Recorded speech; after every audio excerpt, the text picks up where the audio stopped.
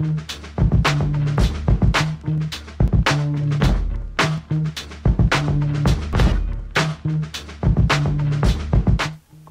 from the south side of Chicago. Everything, nigga, from like Stevie Wonder, Lionel Richie, Beastie Boys, Run DMC, you know what I'm saying? Like full gamut, pretty much, except it wasn't a lot of jazz. Like my parents wasn't on jazz too tough, but you know, my pops was on Motown shit, like a lot, real heavy. My mom's was like Lionel Richie, she liked country music a lot, really, Reba McEntire and shit, like, you know what I'm saying? The Blind Dude, Ronnie Millsap, like a lot of country music dealing with my mama. Then my brother was a DJ, so he had all the NWA, Big Daddy Kane, BDP, you know what I'm saying? Like, that older shit. And my dad, he worked at WVON, and like old heads in Chicago, no, WVN was like the black station or whatever in Chicago back in the day, like 80s and shit. And he took me to work with him a couple times. And there was a janitor that worked there, and I like crept off a couple times or whatever and kicked it with the janitor. And he like had this record, was rapping Duke, Da. Like you remember that joint? Like that was like probably the first time I really heard like some rap shit, and it was funny but cool, but you know what I'm saying, different from anything I'd ever really heard. So that was like probably first exposure was rapping Duke and shit off some random bullshit.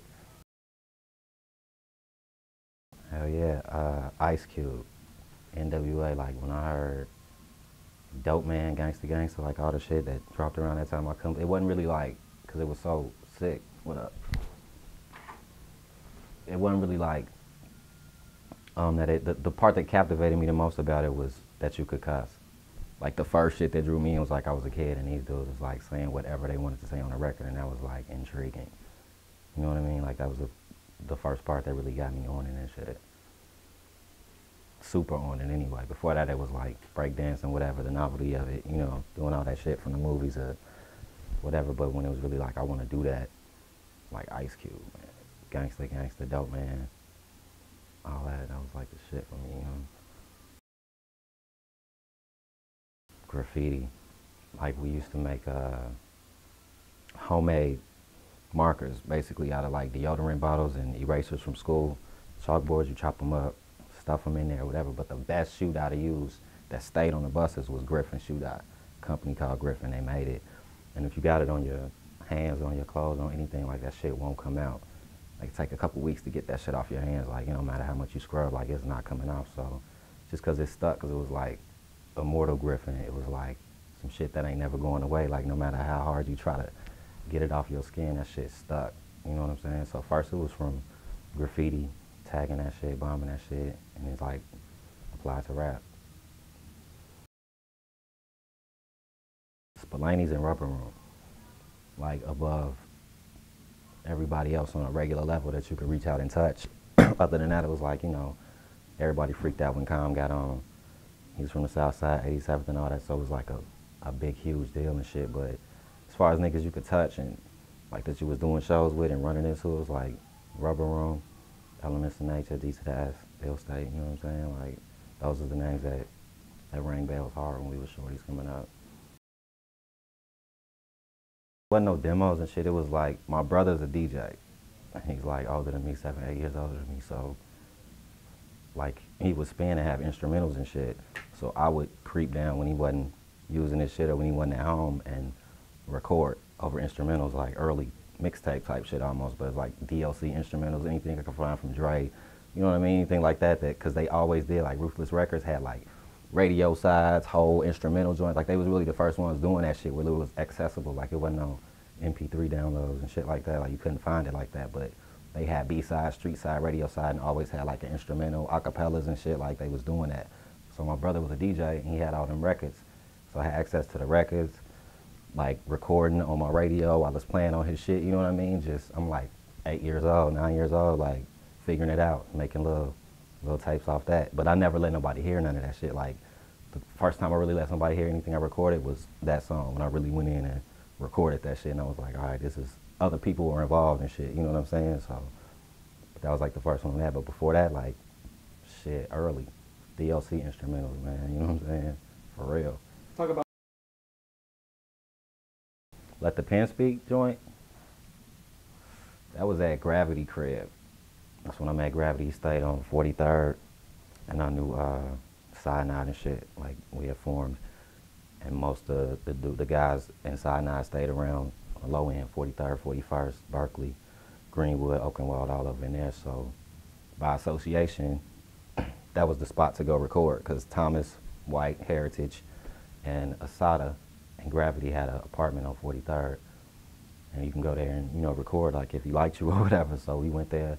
He liked the song, like what we was on. He built the beat, played the horn, played everything on it. Graffiti was in the other room. I asked him to do the hook. I really just met him, but just off freestyling, like, everybody we met that was older was like y'all got it, you know what I mean? Like, the Eon dudes, like, was really like, man, y'all got it. We gonna scoop y'all up. So Graffiti was like the first one out of that clique to like, all right, I'm gonna record joints with you and shit, and you know what I'm saying, see what y'all about. So the first joint was on 43rd with Graffiti. That's why he on the hook.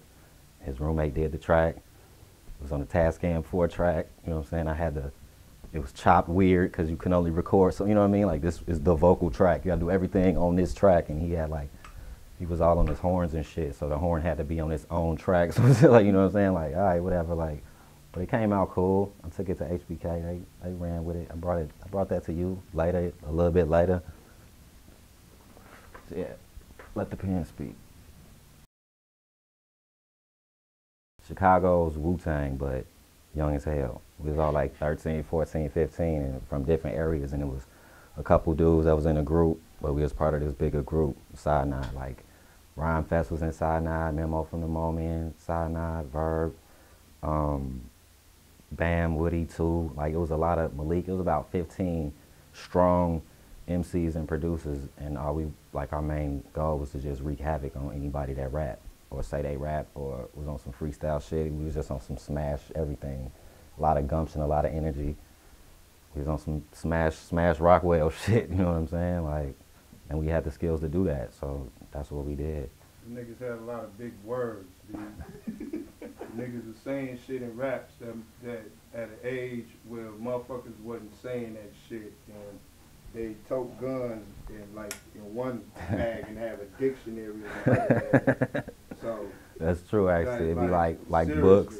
Like them niggas, Behold the Pale Horse would be the book the niggas reading, but everybody's strapped up too, and it's like they was doing stuff at 14 and 15 that men our age at that time wasn't even thinking about. Like, Cyanide was like, you can't. The Elbow Room was like one of the strictest love spots or whatever as far as hip hop go. When they kicked off they shit, you couldn't be in the Elbow Room under 21. They wasn't on that shit, and we was 15 to 16 in the Elbow Room, performing in the Elbow Room, like battling niggas all night in the Elbow Room and shit. Like, kids though, and it like pissed a lot of people off on that shit, where we got the reputation of being on that, but dudes that's older than you, 7, 8 years older than you, and you smashing them, they can't really stomach that shit, you know what I'm saying, or take it. Like, even back then, like, Twister, he cool, but his camp, like, was ready to fight out in front of the B-Side Cafe or some shit, like, and we was shorties on that, like, and then if you want to fight, like, now we smashed you on the rap side, now you want to fight too, we gonna fuck you up fighting too, you know what I'm saying, like, so they really hated us, you know what I'm saying, like, hated our guts, G, but I don't know, that shit was a crazy ass time, you know what I'm saying, Cyanide, nigga, shit. Because wasn't nobody finna do this shit for us, and I saw what we had, and the only way to harness that type of shit that we had under any umbrella is like turn it into a product and go to the next level with that shit, you know what I'm saying? Like, it's a product, figure out how to market it and try to do that. So free mixtapes, and like Cyanide, we did the first mixtapes in Chicago. Niggas ain't have mixtapes. We did shits like in, what, 99. We dropped Jackin' for Beats, and nobody had that shit yet. That was a New York thing strictly. And we got snapped on the shit. Niggas was mad that we did that shit.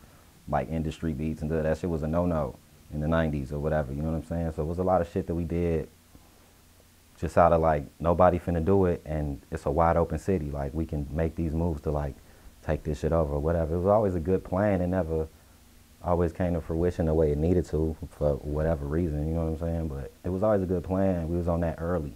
Through that whole little decade, we was on that real early, like, trying to push with no money. Like, we broke as hell. It ain't no company behind this shit, but you know what I'm saying? I got a gig at Kinko's. I'm gonna go print a gang of shit at night when they ain't looking. You know what I'm saying? And it's gonna look like we on Smash, you know? Like, I got 2,000 full color covers, you know what I'm saying? For nothing though.